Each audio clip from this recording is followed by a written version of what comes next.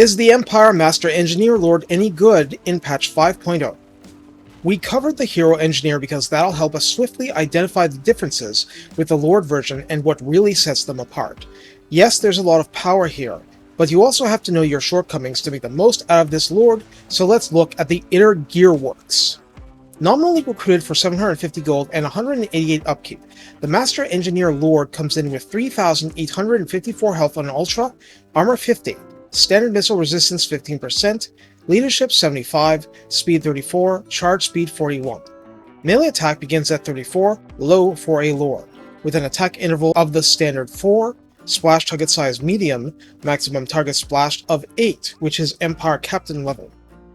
Melee defense starts at 32, and I want to make sure you understand that this is why he starts as a budget Lord. He's not very good at dealing with walking up to him and punching him into the face, let alone if it's an ancient Kroxagor doing it. Weapon strength is given as 320, split between 220 base and 100 armor piercing, so good old-fashioned base damage leaning numbers. Charge bonus is a mere 15 and mass is 600. The Master Engineer's built-in ranged weapon has 35 ammunition default, range 115, and has a nominal missile strength of 340 and is flaming damage. Each impact causes 40 base and 40 armor piercing, enough to kill a single unlucky swordsman in a single hit at full health, but each hit has an explosion with a 6-meter detonation radius, inflicting 200 base damage and 60 armor piercing explosive. This shot arcs like an arrow, but hits like a mortar shell. Reload time is 10, total accuracy begins at 20, calibration distance is 100, calibration area is 5. So it is an anti-unit weapon, not an anti-character weapon, of course.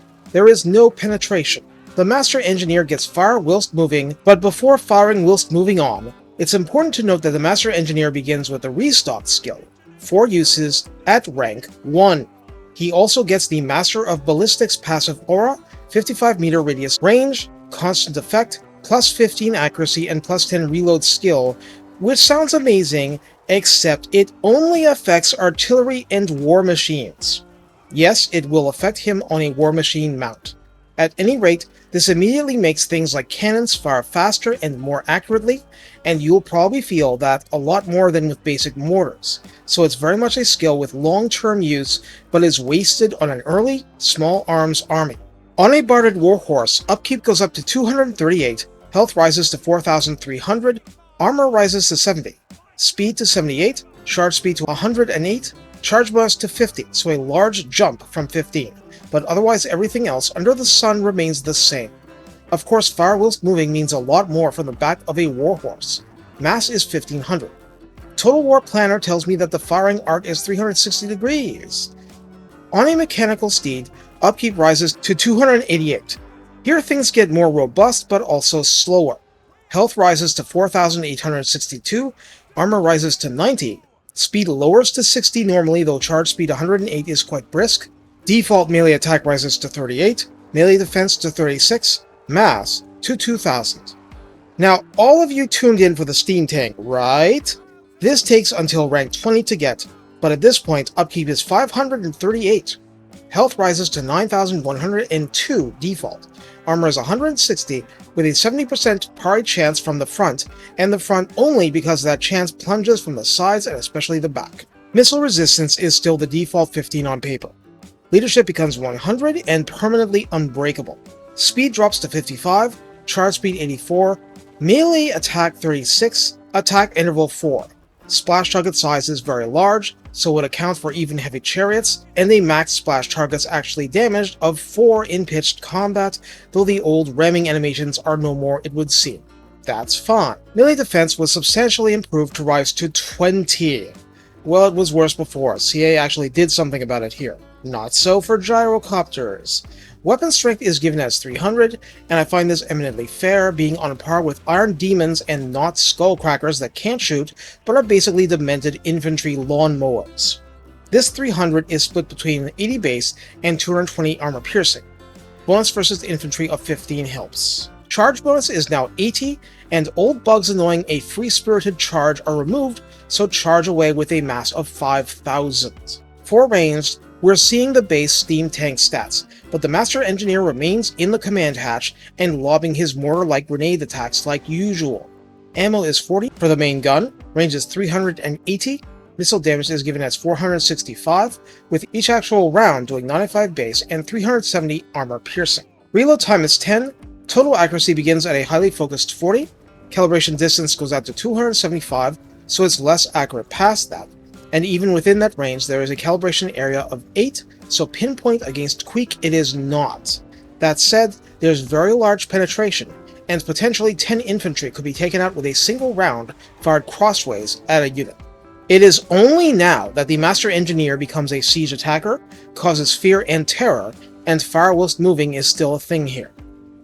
Okay, as a lord, the blue line is the Empire standard. There's literally nothing new here.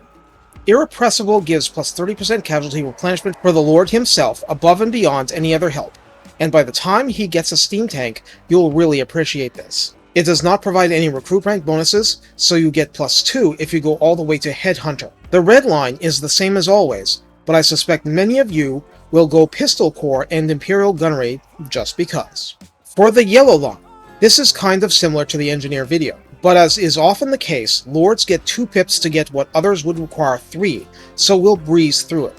Survivalist offers up to 15% health for 2 pips. Keep in mind, 15% of steam tank health becomes a lot. Indomitable adds up to plus 12 leadership, and while he gets a steam tank in time, that's at rank 20. And you can always respec, that's a recent thing. Requisition actually has 3 pips, but what happens here is that you can get a maximum of plus 20% ammunition for the entire army.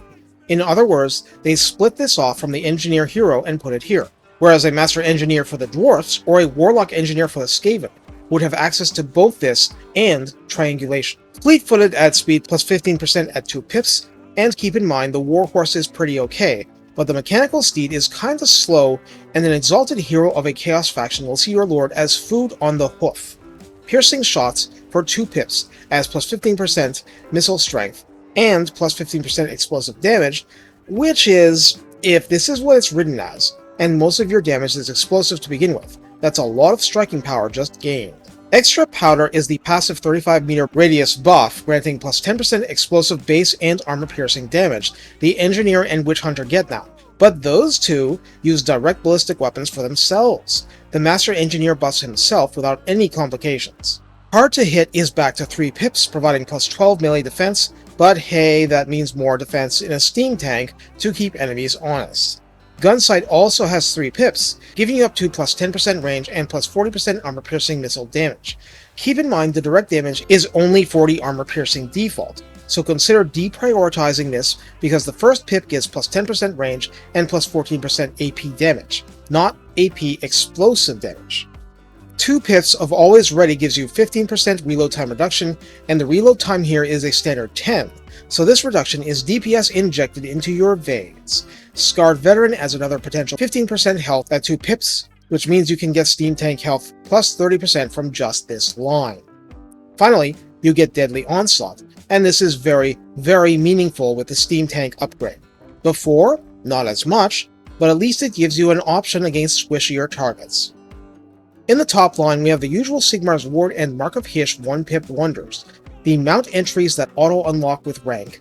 Hold the line, which is good, but at rank 15, Endless Tinkerer can be selected for a pip, raising research rate by 10%, and reducing global and local recruitment duration by 1 turn for his army, and only for artillery and war machines like, well, steam tanks. The next 2 lines are mutually exclusive, available at rank 12.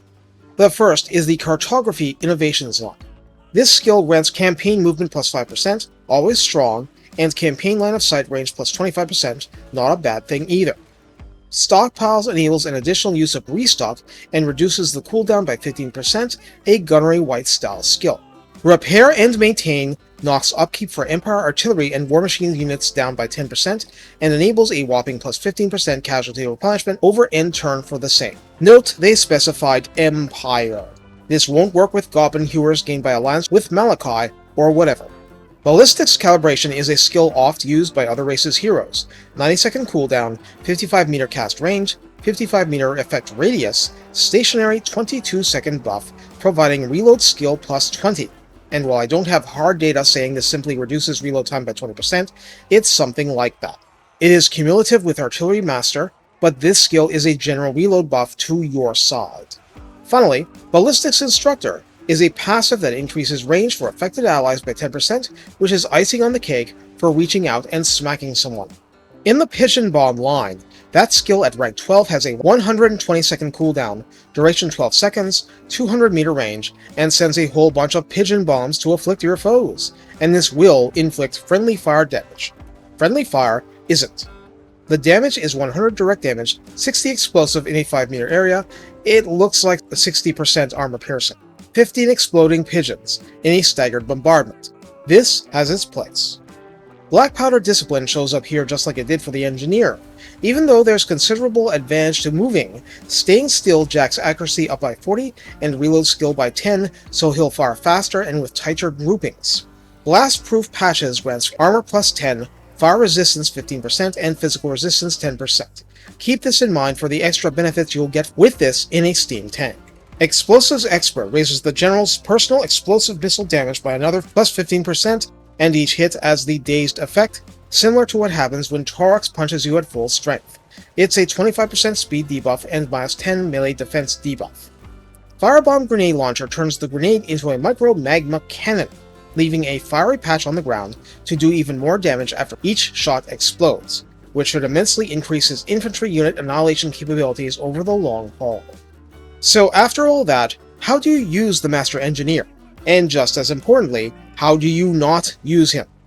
For all the upside, the Master Engineer's ability to zero down heroes and lords on his own is very low, and only becomes somewhat better when he has a steam tank. His anti-army ability is definitely high, and serving as a commander of a steam tank platoon, he's great and helps them a ton with infantry masses. Charges help with the rest, and the guns themselves are pretty effective against big targets, in addition to being absolutely legit siege weapons against walls and towers. The flip side is that the power is basically wasted if you're not using artillery with a serious armor-piercing component, or something like war wagons. Actually, you will not find a better way to boost war wagons ever. It's a fantastic combination, providing pinpoint accuracy the Master Engineer lacks. I'm just saying that relying on mortars to take out Chaos Trolls and Chaos Warriors of Nurgle with great weapons is not likely to do you much good. And I'm speaking from experience. This is in contrast to the Engineer, and let's say the Witch Hunter, which is to say that if you need pinpoint precision and anti-character, both of those are great choices, especially in combination. It's also to say that neither provide the consistent chaff crushing that the Master Engineer can provide almost effortlessly. They are very different animals, and I find them to be complementary. To refresh, the Engineer has Triangulation to raise army-wide missile damage, but the Master Engineer brings Requisition to raise army-wide ammo capacity, and can use Ballistics Calibration and Ballistics Instructor to raise range and reload speed. But in terms of actual damage, what he raises is his own strength, and that of explosive damage launched from near him, including mortars, Hellstorm rocket batteries, and Luminarchs of Hysh. That said, the Redline skills, tech tree, and so forth raise the weapon strength loss as it is, so adding reload speed and accuracy absolutely helps. This is the Lord for an artillery build. You can do no better. One final note, I wasn't trying to ignore it, but ballistic plating is going to matter for the steam tank mount and resist even artillery if it's from the front. Now, how much of this will actually help? It really depends. In campaign, a lot of the Empire's fiercest foes are not going to be using traditional artillery. That's fine, you take advantage when you need to. The steam tanks are for leading the charge, and the entrenched firing positions. You have other units to arc and ravage the foe over the tanks. One quick note, just because there isn't a specific direct damage ballistics buff, don't ignore the Hellblaster volley guns. They'll help shred the targets the Master Engineer might struggle with personally. Take care, and have fun bringing the boom. This is the closest Empire is going to get to Malakoff, and I couldn't even get deeply into traits in the confines of a general video. So just grab whatever wonderful destructive tools you can and buff them into the stratosphere.